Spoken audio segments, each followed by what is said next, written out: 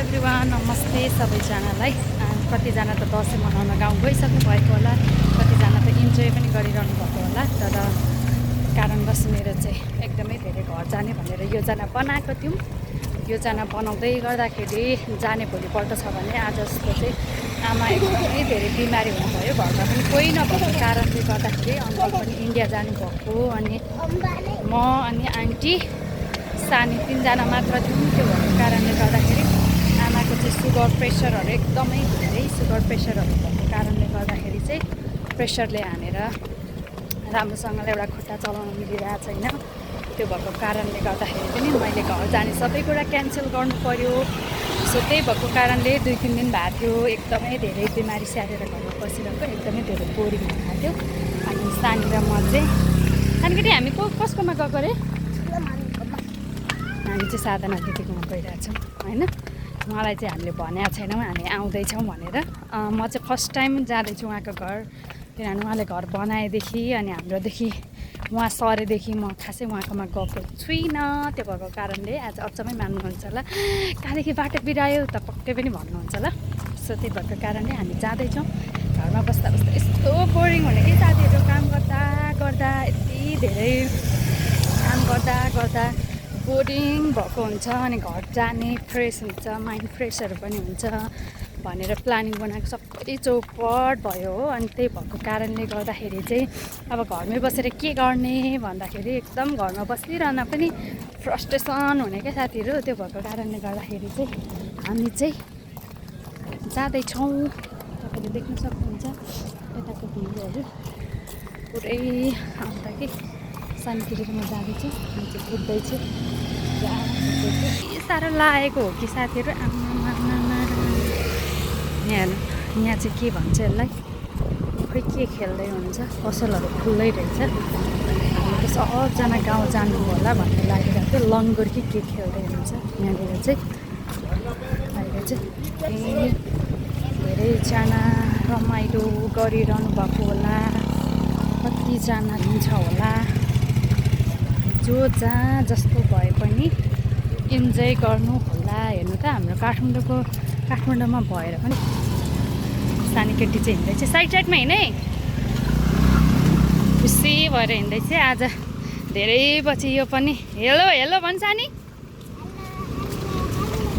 धेरै पछि उसलाई पनि जानेर थियो साथीहरू। अस्ति गाडी नै बगाएको खोला चाहिँ यही है, विष्णुमती खोला। अस्ति पानी परेको बेलामा एउटा गाडीलाई चाहिँ बगाइरहेको थियो होइन।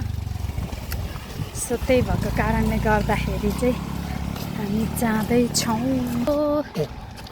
यहाँ पनि यस्तो, पहिला त यस्तो थिएन साथीहरू। यहाँनिर कस्तो डेभलप भएको यो बाटो त भन्नुहुन्छ भने यस्तो डेन्जर ढुङ्गाहरू थियो होइन।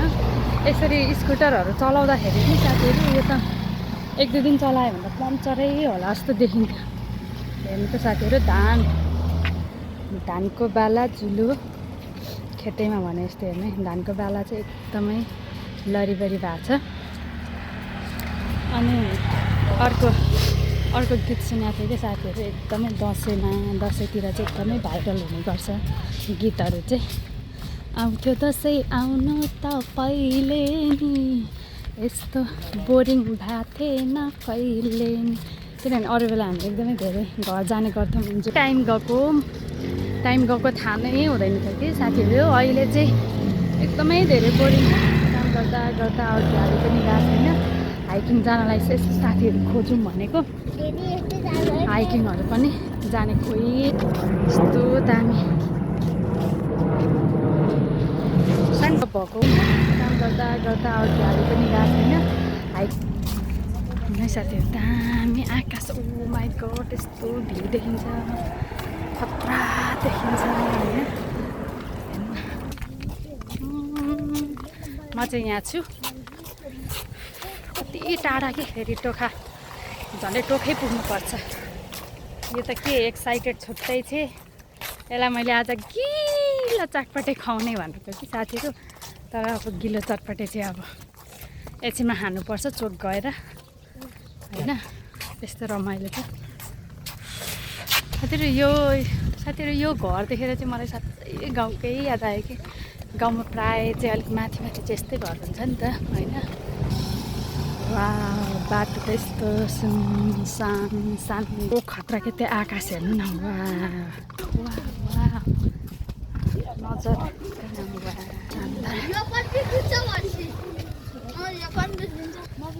छिटै नै फाइनली गाइजहरू हामी चाहिँ आइपुग्न लागेका छौँ होइन यो भित्रभित्र बाटो हो यताभित्र हात चाहिँ नपक्रिन त हौ ए साह्रो उताडे हिँड्न आधी यता साइडमा कहाँ यताबाट हिँड्न वा बा यो भ्युज हेर्नु न यस्तो खतरा वा हेर कहाँ हो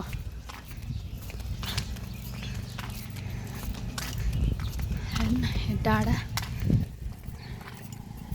एकदमै राम्रो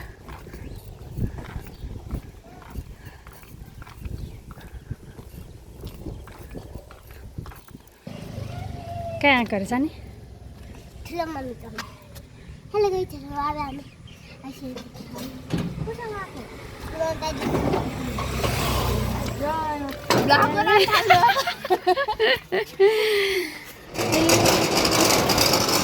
मेरो छातै गइसक्यो गाइजहरु हामी चाहिँ आइसकेको छौँ ऊ चाहिँ मोटार हेर न कत्रो भैँसी जत्रो भएको छि छि छि